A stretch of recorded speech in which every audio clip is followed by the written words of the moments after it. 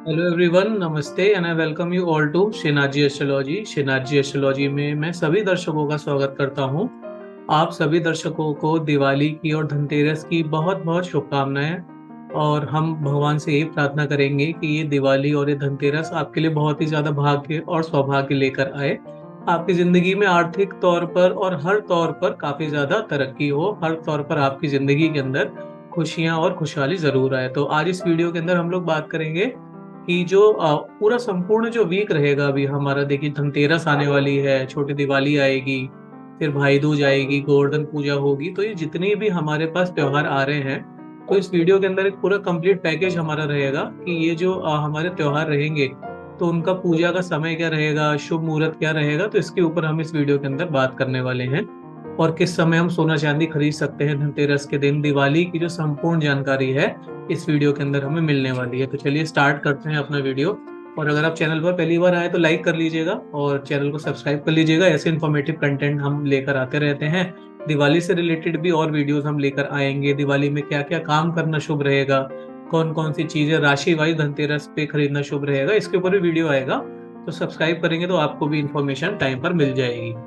तो चलिए धनतेरस की बात करते हैं। तो देखिए, जो नवंबर का पहला सप्ताह है, तो 6 नवंबर से ये सप्ताह शुरू हो रहा है और इस सप्ताह की समाप्ति 12 नवंबर को दिवाली पर होगी। तो इन ये जो 6 दिन पूरे त्योहारों का समय रहने वाला है। अब देखिए, जो दीपावली होती है हर साल कार्तिक मास की अमावस्या को मनाई जाती है। और दीपावली का जो शुभारंभ होता है वो धनतेरस के दिन से हो जाता है। और फिर 5 दिन तक ये जो उत्सव रहेगा, इसमें धनतेरस होगा, उसके बाद नरक चतुर्दशी होगी, उसके बाद बड़ी दिवाली आएगी, उसके बाद गोवर्धन पूजा और अंत में भाई दूज के साथ में ये जो पर्व है इसकी समाप्ति होगी। तो देखिए, धनतेरस इस बार 10 नवंबर को मनाई जाएगी। कार्तिक मास के जो कृष्ण पक्ष होता है उसकी जो त्रयोदशी तिथि होती है, यानी 13th, उसे धनतेरस मनाई जाती है। तो इसलिए धन तेरस, तेरस मतलब 13, तो इसे त्रयोदशी तिथि को मनाया जाता है, इसीलिए इसका नाम धनतेरस पड़ जाता है। अभी पौराणिक मान्यताओं में ये बताया गया है कि जो कार्तिक मास के कृष्ण पक्ष की त्रयोदशी तिथि होती है, इस दिन समुद्र मंथन जब हुआ था देवताओं और असुरों के बीच में, तो भगवान धन्वंतरी प्रकट हुए थे और उनके हाथ में अमृत से बड़ा एक कलश था। उन्हें भगवान विष्णु का अवतार माना जाता है। धनतेरस को उनके प्राकटोत्सव के रूप में भी मनाया जाता है। इस दिन धन के जो देवता होते हैं कुबेर जी, और धन की जो देवी होती है माँ लक्ष्मी, उनकी पूजा की जाती है। सोने चांदी के अलावा बर्तन भी आप इस दिन खरीदेंगे तो आपके लिए काफी ज्यादा अच्छा रहेगा। आप देखिए, बर्तन खरीद सकते हैं, सोना चांदी खरीद सकते हैं, आपके लिए काफी ज्यादा ये लाभकारी रहेगा। अभी देखिए, धनतेरस को लेकर ऐसी मान्यता है कि इस दिन खरीदी हुई अगर वस्तुएं जो होती हैं उनमें 13 गुना वृद्धि होती है और आपके धन में की कभी भी कमी नहीं होती है। और आप धनतेरस पर कोई भी चीज खरीदेंगे तो आपकी जो तेज चीज होगी वो उसमें बहुत ही ज्यादा ग्रोथ होगी, बहुत ही ज्यादा प्रॉस्पेरिटी आएगी। देखिए, सोना चांदी खरीदना भी अच्छा रहता है इस दिन। चांदी का सामान है, तांबे का सामान है, खरीदना अच्छा रहता है। आगे बात करेंगे कि किस समय क्या खरीद सकते हैं। अब देखिए, जो त्रयोदशी तिथि होती है इसका प्रारंभ 10 नवंबर को दोपहर के 12:35 पर हो जाएगा और ये अगले दिन 11 नवंबर को दोपहर के 1:57 पर समाप्त होगी। यानी कि जो त्रयोदशी तिथि है ये लगभग लगभग पूरे एक दिन चलेगी। 10 नवंबर को 12:35 से शुरू होकर 11 नवंबर को दोपहर में 1:57 तक चलने वाली है।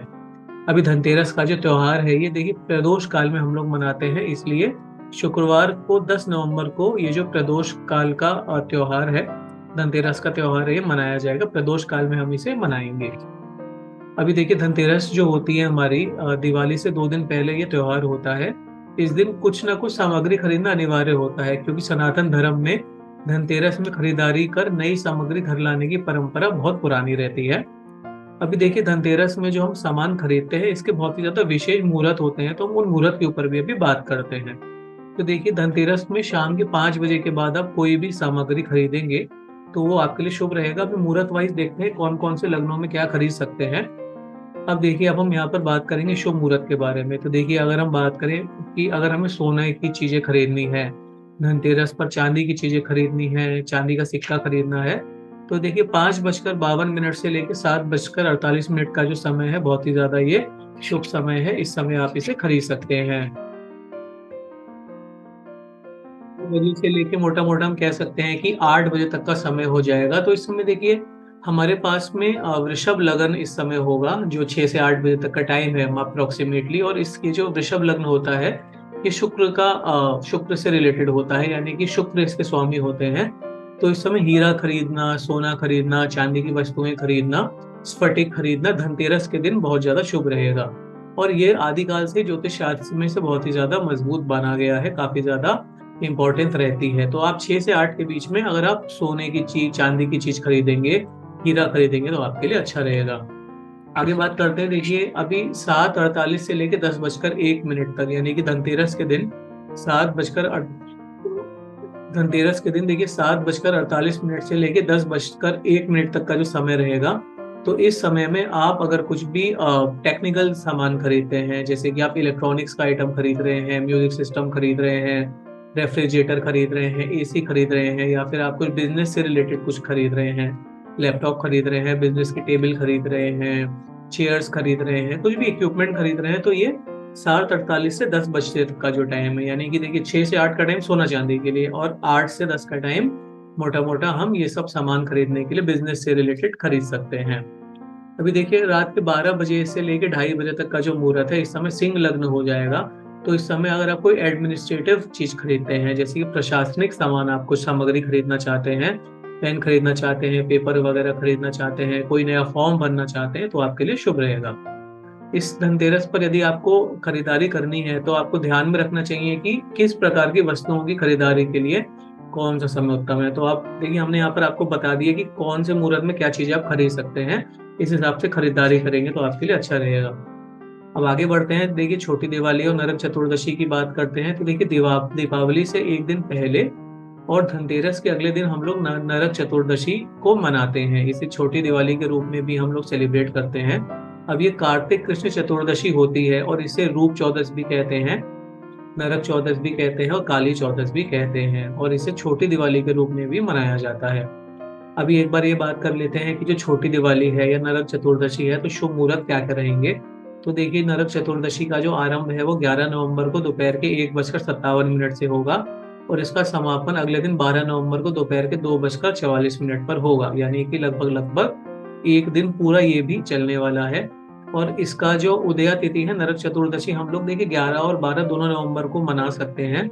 अब देखिए नरक चतुर्दशी के दिन में अभ्यंग स्नान करना बहुत ही ज्यादा लाभकारी माना जाता है। तो आप जो अभ्यंग स्नान है वो 12 की सुबह कर सकते हैं, और पूजा जो भी करनी है वो 11 की शाम को कर सकते हैं। मुहूर्त हमने यहाँ पर बता दिया है, इस समय करेंगे तो अच्छा रहेगा। अभी देखिए इसका अगर हम पौराणिक महत्व की बात करें कि छोटी दिवाली और बड़ी दिवाली में अंतर क्या है और इनका पौराणिक महत्व क्या है, तो देखिए कार्तिक कृष्ण चतुर्दशी को छोटी दिवाली के दिन श्री कृष्ण ने नरकासुर राक्षस का वध किया था।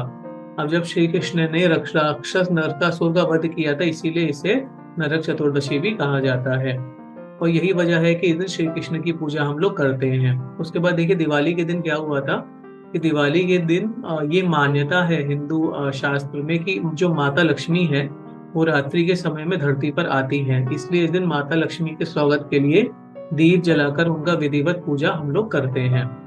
और हमारे हिंदू शास्त्र में ये भी मान्यता है कि जो श्री राम थे, उनको जब 14 साल का वनवास मिला था, तो रावण को का संहार करके जब वो वापस आए थे, तब वो दिवाली के दिन ही वापस आए थे। अमावस्या, उस दिन अमावस्या थी, तो चारों ओर अंधेरा था। ऐसे में भगवान राम का स्वागत करने के लिए अयोध्या वासियों ने दीपक जलाए थे। इसलिए देखिए ये छोटी दिवाली और बड़ी दिवाली का जो पौराणिक महत्व है वो यहाँ पर हमने समझाया है।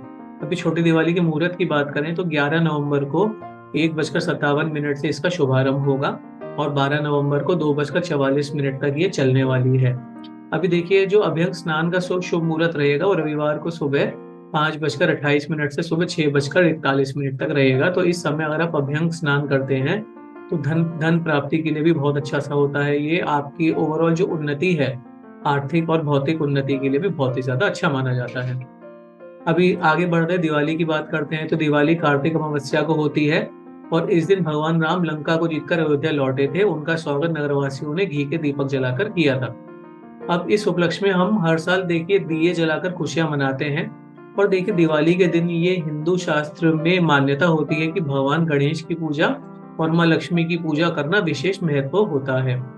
गणेश जी हमें सभी अच्छे कार्यों में शुभ लाभ प्रदान करते हैं, और माता लक्ष्मी हमें धनवान बनाती हैं। कार्तिक अमावस्या तिथि का आरंभ देखिए 12 नवंबर को 2:44 पर होगा, और इसका समापन 13 नवंबर को 2:56 पर हो जाएगा। तो ये देखिए जो पूरी दिवाली का जो डेट है कार्तिक अमावस्या वो हमने यहाँ पर बताया है। और दिवाली की पूजा भी होगी, जो भी धनतेरस की जैसे प्रदोष काल में पूजा होती है, इसी तरह से जो दीपावली की पूजा है वो भी प्रदोष काल में ही मनाना शुभ रहेगा। और दिवाली 12 नवंबर को इस बार हम लोग मनाएंगे। तो देखिए लक्ष्मी पूजन का शुभ मुहूर्त कब से कब तक है? 12 नवंबर की शाम को 5:40 से पूजा का शुभ मुहूर्त शुरू हो जाएगा, जो 7:36 तक रहेगा, यानी मोटा मोटी 2 घंटे का मुहूर्त है। इस समय अगर हम लक्ष्मी माँ की उपासना करते हैं, दिवाली की पूजन करते हैं, तो देखिए माँ हमें धन धान्य से सौभाग्य को प्राप्त कराएंगी, परिवार में सुख समृद्धि हमारी अवश्य ही बनी रहेगी। तो ये देखिए लक्ष्मी पूजन की हमने बात करी। अभी आगे बढ़ते हैं, गोवर्धन पूजन की बात कर लेते हैं। तो देखिए दिवाली के अगले दिन 13 नवंबर को कार्तिक शुक्ल प्रतिपदा के दिन गोवर्धन की पूजा की जाती है। अब देखिए गोवर्धन का पौराणिक महत्व की बात भी करेंगे।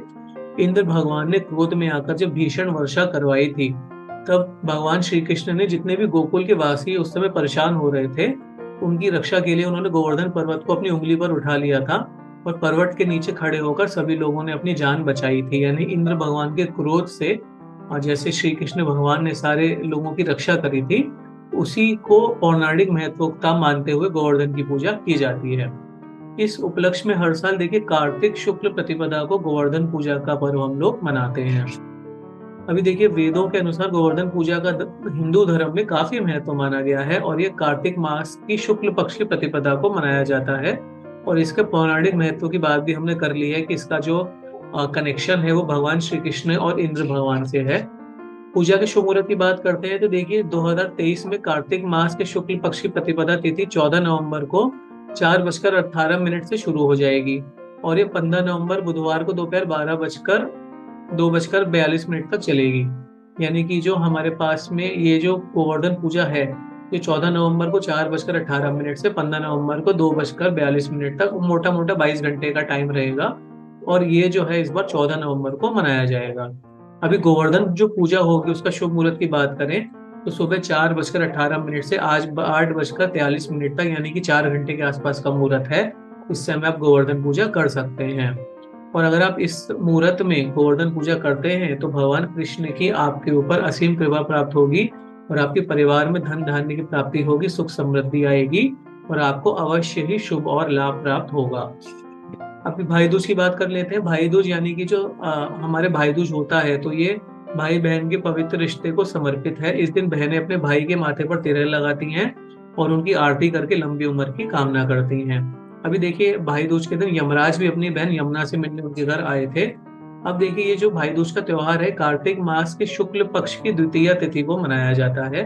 रक्षाबंधन की तरह ये जो पर्व होता है भाई बहनों के लिए बहुत ही ज्यादा खास होता है। और देखिए भाई दूज के दिन भाई को तिलक लगाना बहुत ही ज्यादा अच्छा रहता है। अब देखिए बहनें रोली और अक्षत के साथ भाई को टीका करती हैं, उनकी लंबी उम्र की कामना करती हैं। और देखिए अगर आप विधि विधान से भाई दूज को मनाते हैं, भाई दूज की पूजा करते हैं, तो भाई और बहन जो दोनों होते हैं उनकी कभी भी अकाल मृत्यु नहीं होती है। भाई दूज की सही तिथि को लेके देखिए असमंजस की स्थिति है, अभी हम एक बार बात कर लेते हैं। तो देखिए भाई दूज का त्योहार 14 और 15 दोनों दिन मनाया जाएगा। पंचांग के अनुसार कार्तिक मास के शुक्ल द्वितीय तिथि को 14 नवंबर 2023 को 2:36 से इसकी शुरुआत हो जाएगी और 15 नवंबर को 1:47 तक इसका टाइम रहने वाला है। तो आप 14 नवंबर को 2:30 बजे के बाद भी बनवा सकते हैं और 1:47 15 नवंबर को उससे पहले भी भाई दूज मना सकते हैं। तो ये देखिए संपूर्ण यहाँ पर हमने बात करी कि कौन कौन से त्योहार रहेंगे, छोटी दिवाली, बड़ी दिवाली, गोवर्धन, भाई दूज, सबके ऊपर, धनतेरस के ऊपर हमने यहाँ पर बात करी। तो आपको वीडियो अगर अच्छा लगा हो, इन्फॉर्मेशन अच्छी लगी हो, लाइक कर दीजिएगा, चैनल को सब्सक्राइब कर दीजिएगा। ऐसे इन्फॉर्मेटिव कंटेंट हम आपके लिए लेकर आते रहते हैं। हमने अभी डिटेल कोर्स ऑन वैदिक एस्ट्रोलॉजी शुरू किया है, तो अगर आप एस्ट्रोलॉजी सीखने में इंटरेस्टेड हैं तो नीचे दिए गए नंबर पर आप हमसे कांटेक्ट कर सकते हैं। और अगर वीडियो अच्छा लगा हो तो जरूर इसे लाइक करिएगा। और अगर आप हमसे कांटेक्ट करना चाहते हैं, अगर आपको कोई पर्सनली हमसे health, family, marriage, finance, career, love, किसी भी फील्ड में अगर आप हमसे कंसल्ट करना चाहते हैं, ऊपर दिए नंबर पर हमसे आप बात कर सकते हैं। Thank you so much for watching this video. नमस्कार।